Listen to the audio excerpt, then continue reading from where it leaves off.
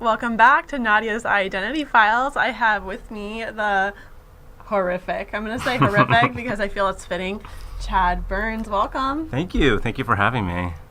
What are you? I know. I was just saying before the break that I look like a transvestite who just walked off the street. But I'm not. I am Robert Smith from The Cure, or trying my best to be. Yes. You know, I just noticed now, even though I was going through the whole intro, that there's a Halloween store literally across the street. I don't even know.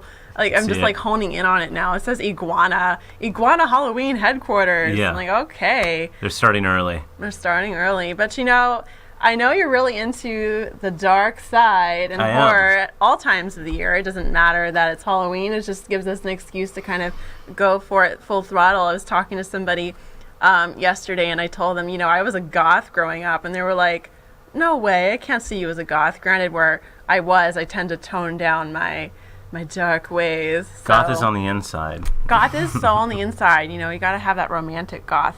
So, obviously, I'm a self-proclaimed identity aficionado. I love that word, aficionado. It's kind of been my shtick lately. I think in many ways you are a horror aficionado, right? I think so. How has horror influenced you? It's a great question. It's kind of the chicken or the egg question. It's like, am I weird because of horror, or did horror make me weird? I don't know.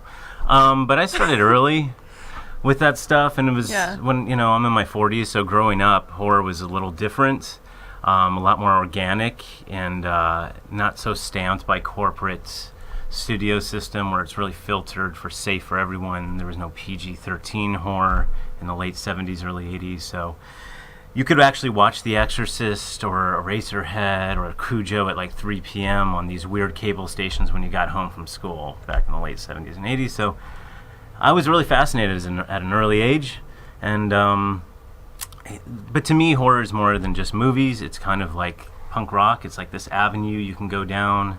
Instead of being on the surface of things in the mainstream, it's kind of this place that opens up for you, saying you're safe and welcome here.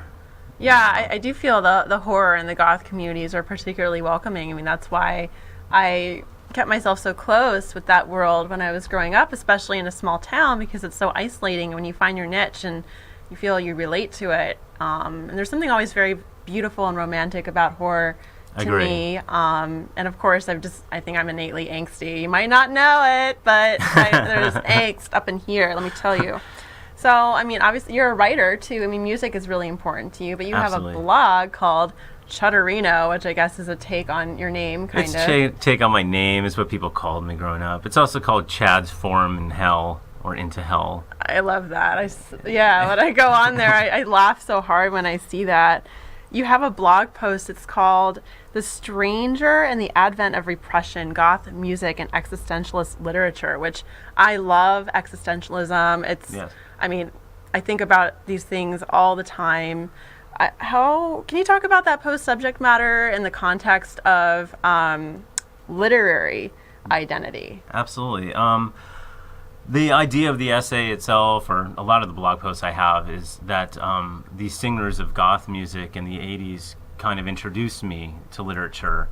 Authors like, Andre Gide and Camus, they don't come out of the woodwork in popular culture and bring you in, so you have to find a way in. And the way in for me was through Joy Division and The Cure, Bauhaus, and what a lot of people don't know about those 80s bands is that they're brilliant songwriters. I think the pageantry of the 80s and the look makes people forget how brilliant they are at writing songs.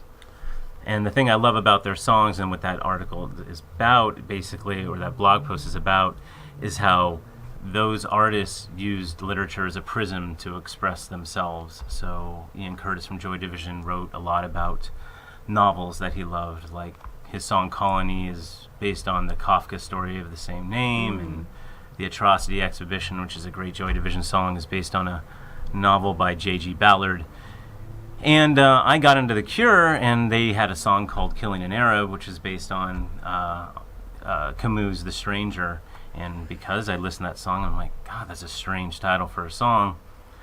Kind of scary title for a song. I was like, I got to figure out what that's about. And so I read The Stranger at 13. And there's no way I was going to read The Stranger at 13 if it wasn't The Cure didn't help me. Right. So in many ways, that music served as a gateway for even your writing. Absolutely. Yeah. Yes, it's an inspiration. Music is, I think, a primary inspiration for me for writing. And a lot of your writing, what do you write other than your blog? You do screenwriting, right? And Yes. some prose? Yes, I used to write for the show Seventh Heaven, which shows That's 100%. so gothic. I know. Gosh. I had to find the most goth show It's I just could. like, yeah. And I said, I'm going to infiltrate Christian America. I'm going to darken it up a little. Which I did. In fact, I wrote one episode called...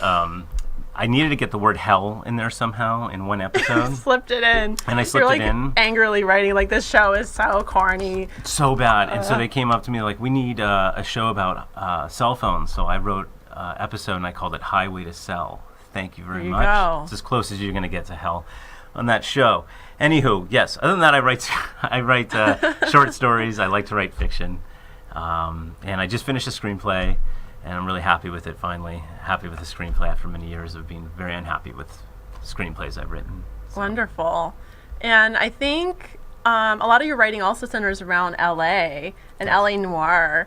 Do you think LA just innately has horror, like, kind of folded within it? Like, are we living in a landscape just filled with darkness? Not in, again...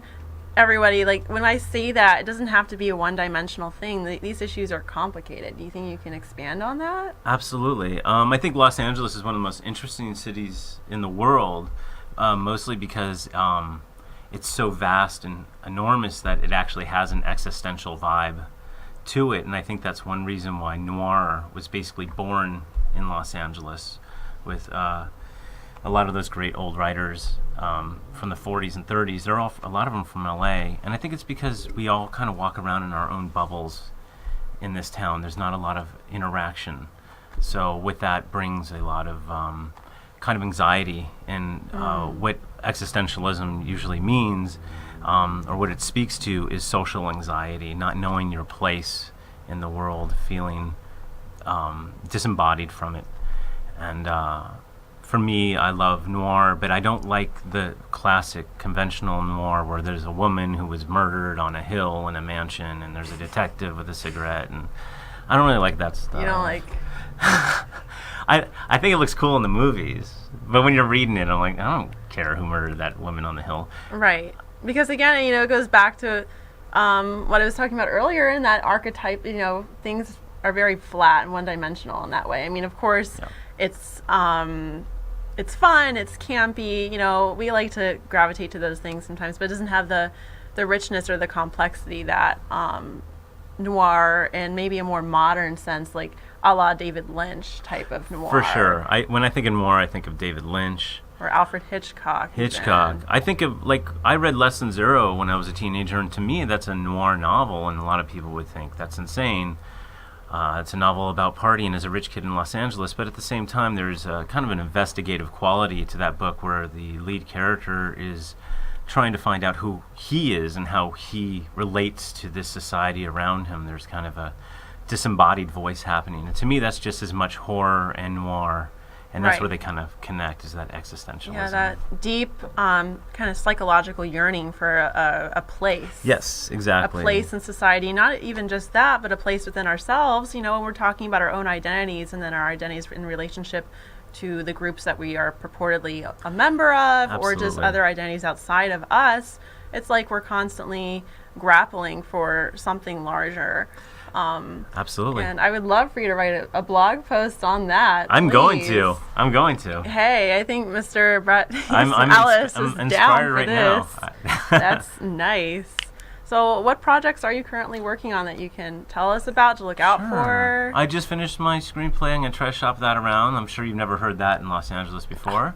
Never. It's the first time. And I'm going to just start writing a novel right away, and you were sweet enough to read my short story, so I really appreciate that. And his short stories are good, people. Check out his blog and follow him on Instagram, IG. Please. And later you're going to have an opportunity for an on-air social media consult. I'm going to do a raffle, and either Chad or Dolce are going to have the opportunity to get that, so we can figure out how to build your following and your audience even more. in the online really great. space, because you're doing a lot of great stuff. So keep an eye out, you guys. He has some cool things under way, and we'll be right back in about a couple minutes with my second guest, Dolce Mathieu, who is an artist for the dead and the living.